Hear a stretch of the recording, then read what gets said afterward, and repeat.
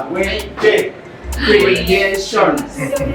Mawejje Creations. Revolutionizing the fashion industry using plant-based substances and textile waste. Basic fellows, welcome to another inspiring episode, and this is your girl Betty Osaibunsu here, where passion, values, and environment comes to life.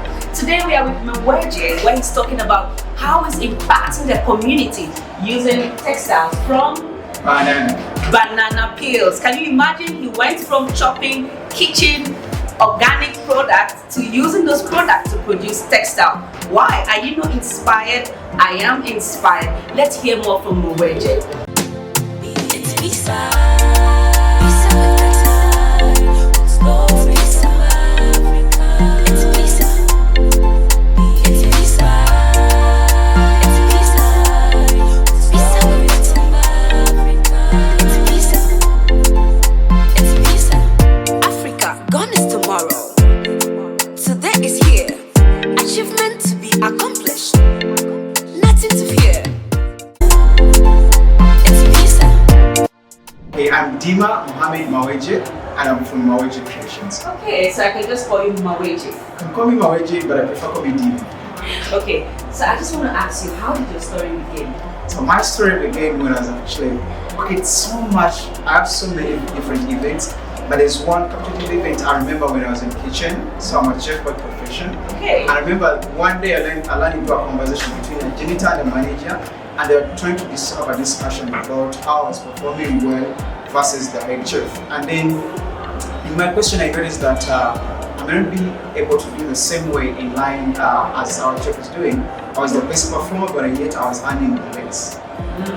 Exactly. So from there I asked myself, will I be able to chop onions on the chopping board at the age of 40? It took me close to 4 to 8 weeks to have an answer. The answer was to resign and then embark on the journey. But before that, I had passion for art. Okay. And then from there, I had some little saving. I applied for business incubation, and I found myself enrolling in a different program called business incubation for Textile. Wow. So from food to textile, right? Exactly. Okay, so can you tell us, when this journey began, how was it for you? So the journey began. One, trust me, it was a very nice journey, exciting, but then the reality kicked in, whereby actually there was less information about what I was trying to do.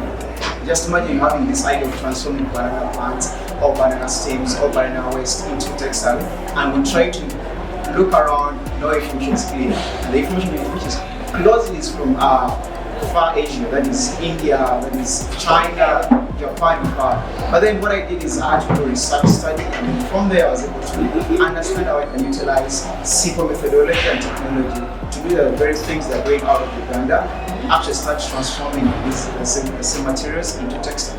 Wow. So how many young people have you been able to employ? How long have you existed? So being excited, when we in the legal context, we've been for now this could be our 6th year, but then the idea has been for as far as I know, I think close to 10 years, but in the legal context that is 6 years. Yeah. So, and then in there, the way we began by training and impacting the community, because I had this idea, but the point was not clear. We began with just using dry fibers, training young people, close to 240 young people both in Uganda and USA. Wow. Because we did some virtual trainings and also we did some physical training in different regions in Uganda. And then the point was we're training them how to do handcraft. So when you scroll through our channels, the first major thing will be the handcraft. But then as we continue growing, I allow myself to evolve. As evolving, like, okay, what is our major focus? What problem are we solving? Because we just whoever. But I had to ask myself, what problem am I solving? What do I need to focus on? What do I need people to know for us? And then you notice that actually can measure into textile. And then reading, understanding what the fashion industry is doing, it's way bigger than people actually think. Having fast fashion versus the production versus the consumption, the production is higher than the consumption. Exactly. So from there, and we now see how can we transform these plants into textile. And we have a very simple, organic, sustainable fabric called community fabric. And then in there, we're able to start the journey. Wow, community fabric. So can you tell us what impact you've been able to make in the community with this your community fabric? Like, what solution are you solving in the environment? So in the environment, first of all, we are solving what's called the fast fashion, Okay. whereby it's polluting the environment by using microplastic fibers, and also it uses a lot of water. But then our common fabric, it uses less energy by using moving technology, the first patient of living clothing.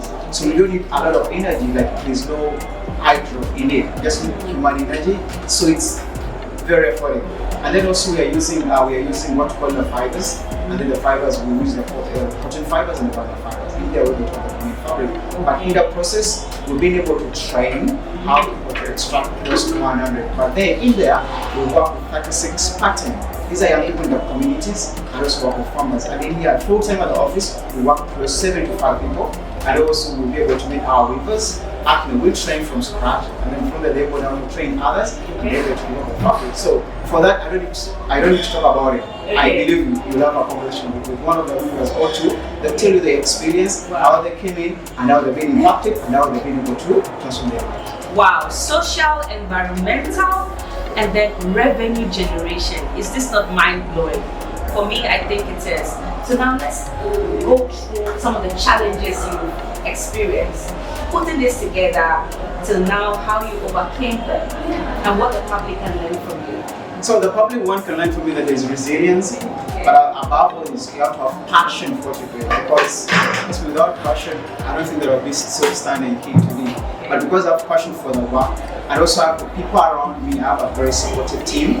Sometimes we laugh, we dance. I call myself we're a bit stupid, but then in that sense, we're actually more wiser than anyone, I believe. And when you scroll through our TikTok channel, you just find dancing videos, but in there we're able to be free and then build. So the challenge is I could speak about the fear of unknown. Like, people don't want to listen to things they don't understand. That's true. Like if I came to you 5 years ago and I told you that I'm going to make a fabric using banana fiber or banana peels, trust me. I will not believe you. If you are an investor, trust me, you would have actually bet on me. You would have gone for guys who are doing apps, maybe technology, but us we're like, let's just do it, because no one really believed in us, but I have people believed in me. I have one of my first investors, my mom.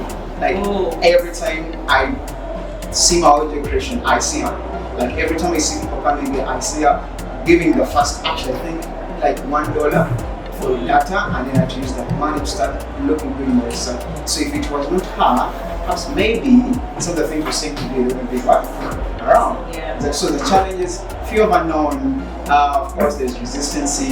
Of course, now more financial bills coming in, and then more responsibility coming in. But at the end of the day, for me, I see them as opportunities to shape us into greater heights. Wow, opportunities to shape us into greater heights. You just heard from him. His mom was his role model. Me too, my mom is my role model. But then he's doing a very fabulous work, and he deserves a lot of round of applause. Wherever you are, if you're hearing of Mawejje Founding Creations, please, you can take their YouTube handle, you can take their social media contact displayed on the screen. You can see all that, reach out to them. If you want to send them some support, send them some support. If you want to amplify the work they're doing, do well to amplify it. So now let's go to how everything is organized. Can we go to your production? How it starts and how it ends. Alright, thank you so much. So now the bit of it is a snippet of what the whole of the production, which is not done here. That is the fiber extraction that is done in the community. But then what's done there, we get the fibers, and then we get the fibers, we present them to the weavers, and then when the weavers get them, they start weaving these fibers into fabrics. Exactly. So as we move into it, you'll be able to see, now these are fibers. These are banana fibers. So these are fibers that are being extracted from the waste of the banana, and then after getting these fibers, we'll bring them on these tool rooms. These are weaving rooms. These are machines where we're transferring into fabrics. And as you're going to see me, I'll be actually probably going to make one of the fabrics. Okay, so now here I'm going to sit on this weaving room. We'll be able to do a fabric production. So the beauty is about these weaving rooms, they can be actually manufactured here locally. and they are quite affordable. But then when we are making them, we are custom made for the kind of work we wanted to do, because we wanted to develop a sustainable, energy-free, water-saving, energy efficient fabric. We don't use any electricity. It's affordable and secure, and in a way whereby it's able to conserve environment. So as we're developing our fabric, we get our strand, our vinyl fiber, and then here we're able to pass through a thread, and then from there we're able to weave, compact it into different levels, and then we're able to have a fabric ready. So, and then from here, once we get our fabric ready, we made it into a roll. So as you see, I'm continuing weaving, developing my fabric with my friend Neika Masen, who is a helper on the machine, because this machine is being operated by 2 people. Don't worry, don't worry. Our main goal is to revolutionize the fashion industry using plant-based substances and textile waste. So what you see, it's called a room. And then when you use this room, so you call it a room? Room, L-O-O-M. It's a weaving room.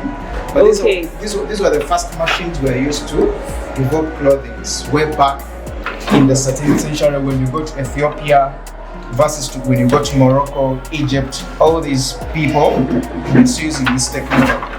But because some of our colleagues went very far, and they had to start using fast fashion, semi-automated machines, that's why we're seeing all these dangers. But then, this one not only saves the environment, but actually it promotes slow fashion. Because when we're developing our fabrics, most of the time our clients ask them questions what they're going to use the fabric for. In there, we're having zero waste, less waste in the production of our final product. So after making our fabric, see, we use it to do different products. We use to develop different products, as you're going to see them later. Okay. All right. Thank you. So, as you sit down here, once we're done with it, we're going to have a roll down here for the fabric. So this fabric has been woven, and this is the material. Later on, you'll be able to get to see how the final texture of the fabric looks like.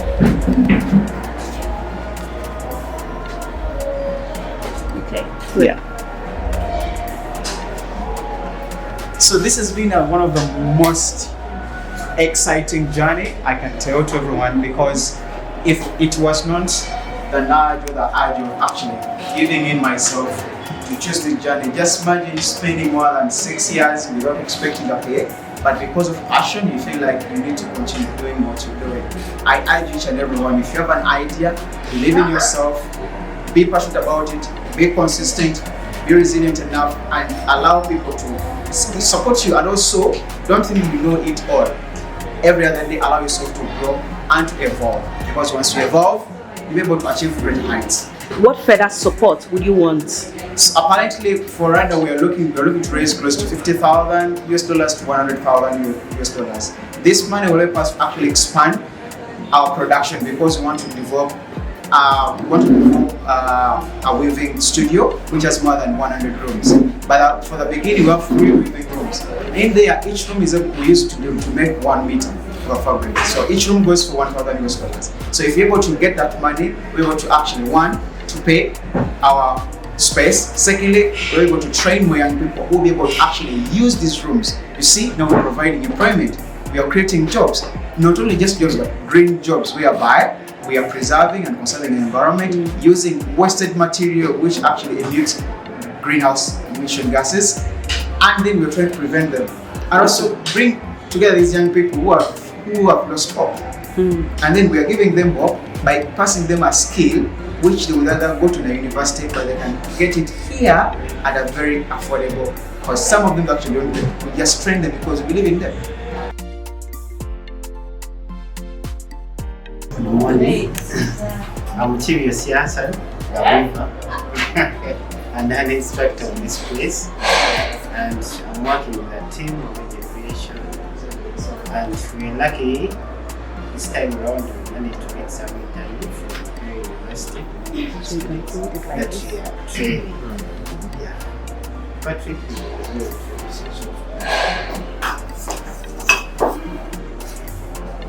Yes, good morning, members. I'm called Mr. Patrick Aru, an internist from Mawejje University. Thank you. Good morning. My name is Yoachel Fancy. I'm an intern from Mawejje University. Alright, thank you. Let's proceed to our friends. I know someone doing so. Yes, Good morning. My name is Zo. Yes. Zawiva. Yes. Good morning. My name is Annette, the weaver and the tailor. And Hello, salam alaikum. That's Muneka. Muneka, the weaver.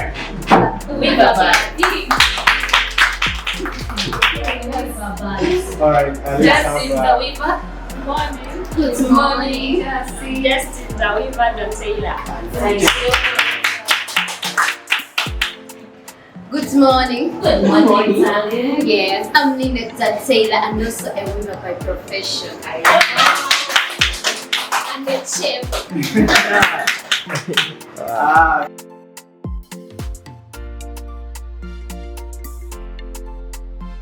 Our instructor is exquisite now transforming the textile world in a very amazing way.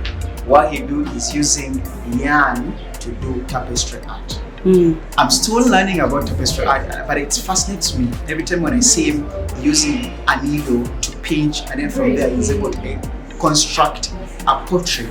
I've never seen this before. So just imagine seeing this. This is yarn, and in there you're seeing a vision, but this is one by one pinched thread. And as I'm speaking, we have a group of them actually observing and how he's doing this work. Some of our interns are doing this kind of work. So I'm going to present you another piece of a world animal, which is representing wildlife. This is a zebra. With the wool. Yeah, exactly. This is a zebra. Now just imagine having this at your reception, in your dining room, at your office. Mind blowing. It represents a lot of stuff. You can see different color representation, wildlife, conservation. So at the end of the day, at Mawejje Creation, we're not just revolutioning the fashion industry, but actually we call ourselves nature meets art. Wow, can you say that again? So at Mawejje Creation, we're not only revolutioning the fashion industry, but we call ourselves that nature meets art. Beautiful. Exactly. Thank you. I'm Yosia, the weaver. Yeah, we learn a lot from material production. Then after producing the material used them for weaving, where we place them on the weaving machine, as said. Then after that, we make the fabric. Then after the finished fabric, we still make different fashion works out of the fabric that you have harvested from the machine. And among that machine can do a variety of works, like not necessarily that it's only do this fiber piece fabric, but can as well do a lot like throws, cushions, tablecloths, wall hanging, curtains, whatever you want to term it. But it depends on your design, which you want to do it with the material and the tool to come up with an artistic woman. From there, we've done a lot as they have briefed you. What's the best part about you working? That's okay. Yes. An instructor. Yes. Whatever happening here, I have the whole knowledge. In the machine setting, yarn, how we prepare the yarn counts, canneling, whatever it comes to textile. What were you doing before you began doing this work? And how has this work impacted you? Okay, me, I'm an artist. An artist. An artist of P4. From P4, it's when I discovered that I'm an artist. So I've been studying art. Okay. I've been studying from primary, secondary, university, though my major emphasis was on art. And reaching the university, I majored more textiles. Then I came to know and explore different textile techniques that we can use with the imported, but more of the local materials to have those beautiful. Have you works. find this work changing your life, others' lives, and also impacting Mawejje creation and yourself? Yeah, it has done a lot, provided that it doesn't need like a lot of input. You just have to have the knowledge of doing the actual work and even to be determined. Because this material, you can use any material as long as you have the skill. So here it has helped a lot in skilling, because after someone is being skilled, you can use the any available material to make any artwork like the end of it, have a living after earning the Have you sold some of your artwork? Yeah, I've sold a lot. More of these wall hangings I sell online and physical and through connections. Okay. Hi, my name is Fancy, and we've been here for, this is the third week. This is the third week we've been here, and the experience has been nice. The people are really friendly, and then the skills we are being taught, we have not actually seen most of them at school. Most of the work they're teaching us it's different from what we have found here. And the skills we have learned here are definitely going to take us further, much further than we thought school would. Yeah, some of the things we learned at school, they're mostly theory, but here they kind of drop everything, down to the practical, and then you get your hands on the work. And it's very fulfilling to see how the work comes from a sketch, and then you get to the final piece, and then you get something looking that pretty. What has been the best experience for you? My best experience has been as an artist. I don't know if you could relate. As an artist, it's very exciting to start something from sketch, and then it's like cooking as well. When you're putting all the ingredients together, and then you taste it, and it's just amazing. It's the same with art. And the experience here, I've gotten something that I did not know how much I wanted it. And I'm finally learning it, and it's very fulfilling to see something move from a sketch. Then you keep building the colors, putting the colors together, and then you get a final beautiful piece. Okay, thank you. My name is Yoachel Fancy Daphne. I'm from Makere University, doing a Bachelor of Industrial Design.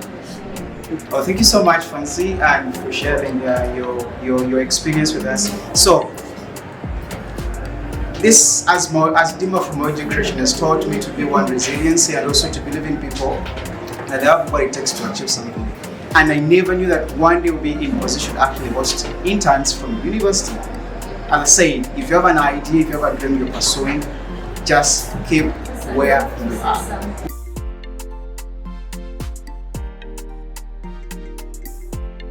Recently launched what we call the Pega tote bag. This is a 3-in-1 shopping bag, both for shopping and office duty work. Why am I called 3-in-1? When you look at closely, it has different compartments. It has a slave compartment for the laptop. It has a free where you can put your flask and other office material, and also it has another small pocket inside where you can put your what? Your phones. So this bag is unisex, both men, women. If you're going for a picnic, I don't know how I can even say this. Anything you want to use it. Now, what you see here on the bag, this is what's called a textile waste, and this is the common fabric, the one you saw me developing on the machine. You see, getting the fabric, turn it into what? A simple, sustainable bag. Be it for picnic, be it for shopping, be it for anything you are designing, and it's affordable. It's very, very affordable. You can reach out to us and for more details. And how much is this? So this bag goes for $10 to $15, depending on the amount of what the orders are taking. In Ugandan shillings, how much is Ugandan that? 50,000. 50,000. 50,000. Okay, I'm buying one. Oh, thank you so much. So now this bag comes, it's 3-in-1, comes with 3 sets. So you get one, and then a pouch one, and then a little pouch. Okay. Because at the end of the day, we don't want you to start from your bag. If you want to move out, you pick one piece, then you carry it around. So, Okay. thank you. So these are what we call chest bag. Now our chest bag, we developed them still using our common fabric, but this is a very different design fabric, common fabric, which has different colors. But in there also we use what we call leather scraps. Because what we do is we want to make sure we use every waste to give it a second value. When we get our leather scraps, we design simple, classy and sustainable chest bags. Now just imagine having this when you're traveling, maybe you're going out of the country, you don't have a lot of things with you. Just put everything, your passport, your travel documents in one place. Easy. No hassle getting off work. Everyone knows the hassle of the airport, right?